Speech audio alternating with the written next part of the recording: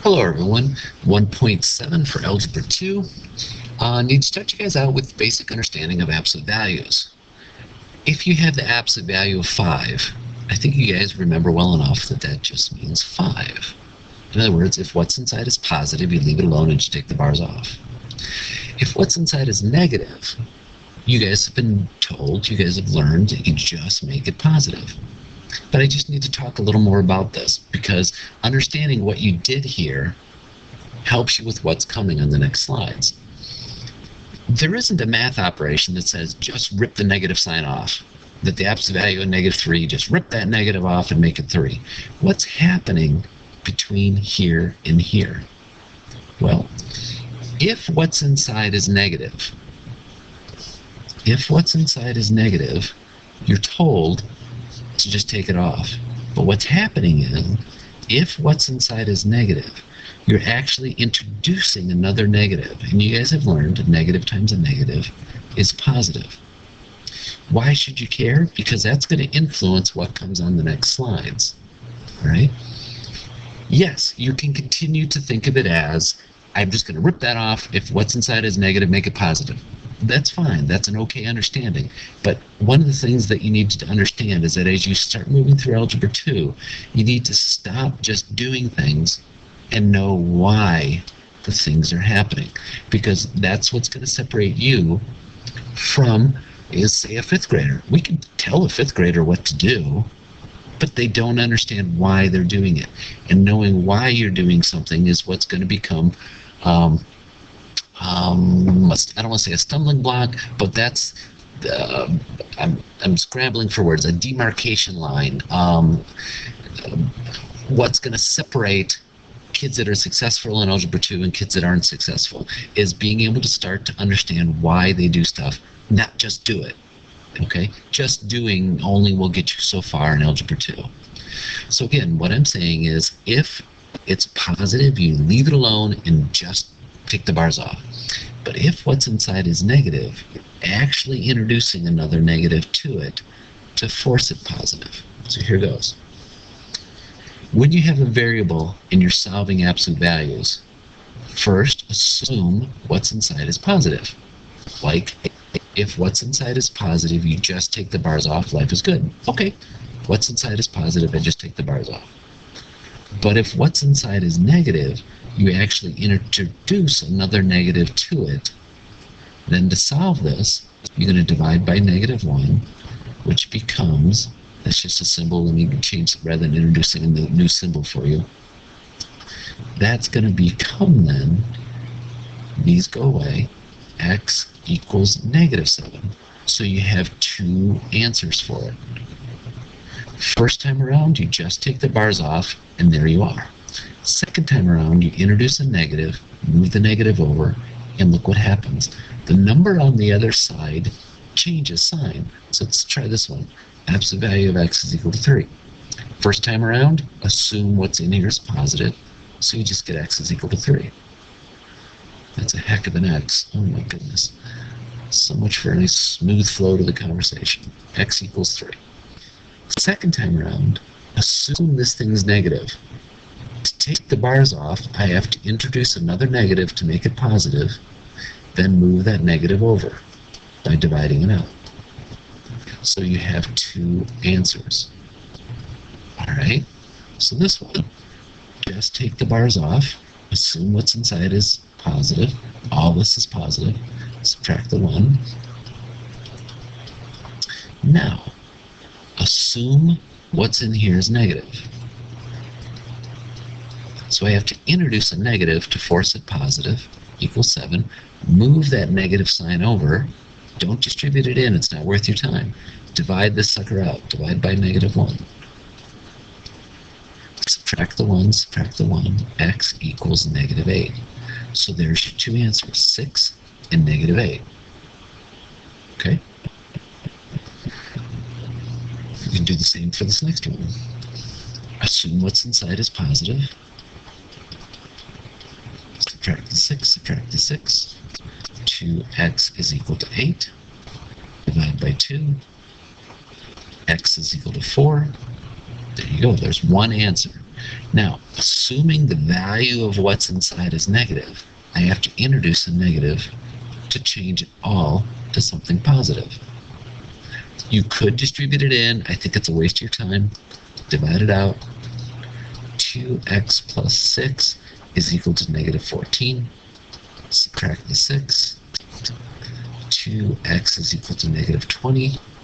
Divide by 2. X is equal to negative 10. There are your two answers to this one problem. Now, let me take you back and show you this again. You first assumed what's inside was positive. Then you assumed what was inside was negative. So you introduced another negative. Then you moved the negative to the other side. Now look at these two things. They're exactly the same, but one time it's positive, the other time it's negative. I really need you to focus on where is that negative coming from. That it's coming from the left side. When you go to set these up, by all means, you can do this.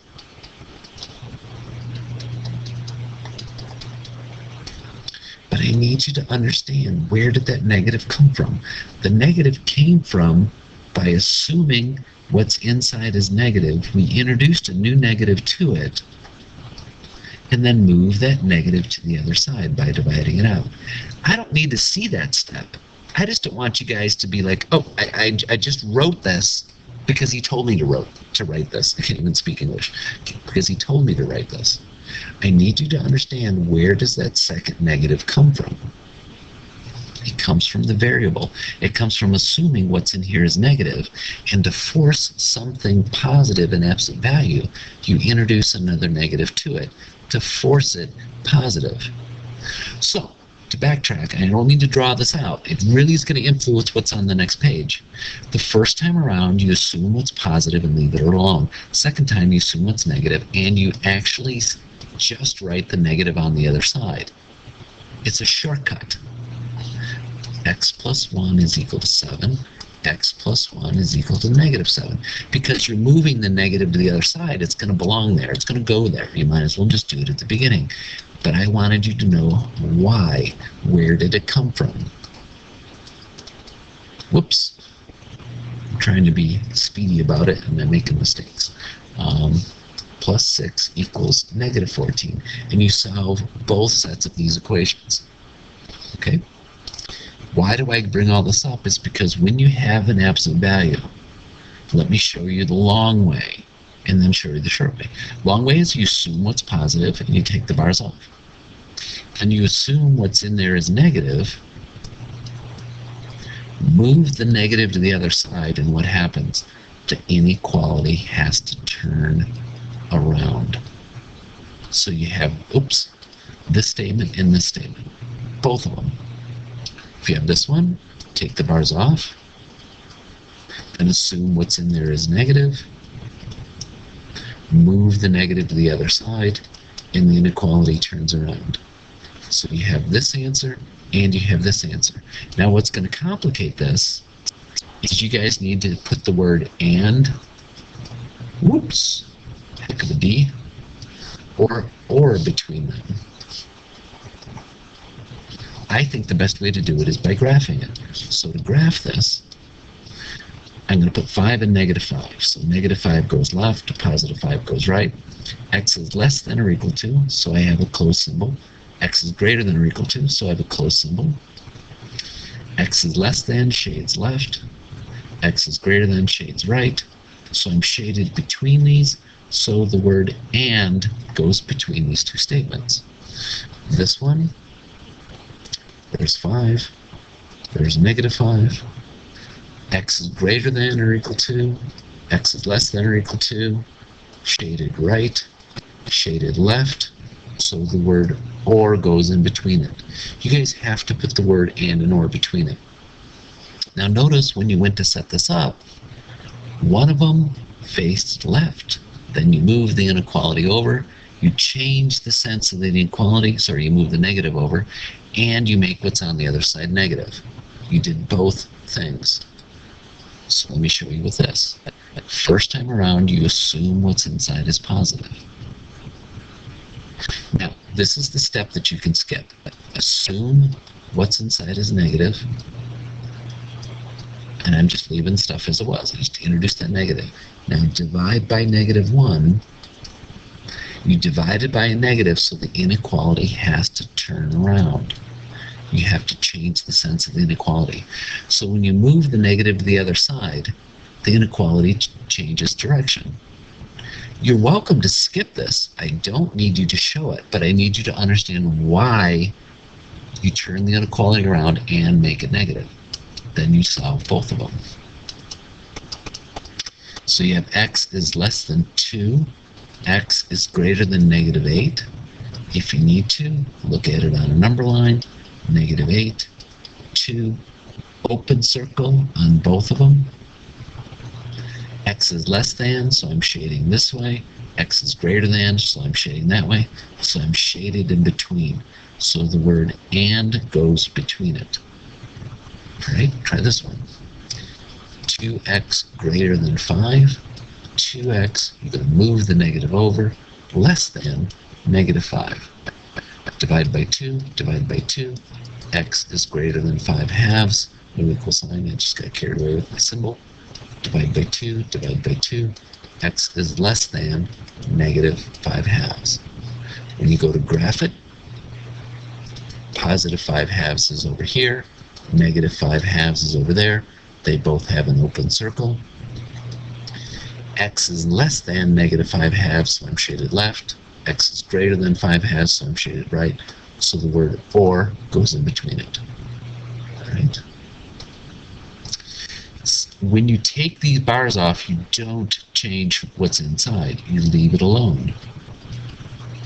Take the bars off, assume what's in there was negative, move the negative over, change the direction of the inequality. Now you solve both of them. And then decide, do I put an and or an or between them? Add the 7, add the 7, 2x greater than or equal to, that would be 2, divide by 2, decide if you have an and or an or. There's 1, there's 6, x is less than or equal to 6, close circle, shaded left, x is greater than or equal to 1, close circle, shaded right, so the word and goes in between it. Close circle. All right. 5 minus 2x is greater than 14. Just take the bars off, leave it alone, because you assumed what's in there is positive. Like 72, that's the value of 72. That's just 72. What's inside is positive, you just take the bars off. You're assuming the value of what's in here is positive, you just take the bars off. Now, take the bars off again, but this time assume this is negative. You'd introduce the negative, so you move the negative over. The inequality turns around, and what's on the other side becomes negative. Subtract the 5, subtract the 5. The negative sign is still here. Greater than or equal to, so that would be what? 9. Now I'm going to divide by a negative. The rule still applies. You divide it by a negative, so the inequality has to turn around. Subtract the 5, subtract the 5, minus 2x less than or equal to, that'd be -19. Divide by -2. The inequality is going to turn around again. Positive 19 halves. Now you have to decide, is it greater than, or sorry, an and or an or. That's -4.5. That's positive, what would that be, 9.5? So 19 halves goes over here. -9 halves goes over here. They're both closed circles. X is less than, you're shaded left. X is greater than, you're shaded right. So the word or has to be put between it. Or is always away, and is always at each other. Yep, I lost it. Okay, there we go. And that's the last slide. Thanks for your time.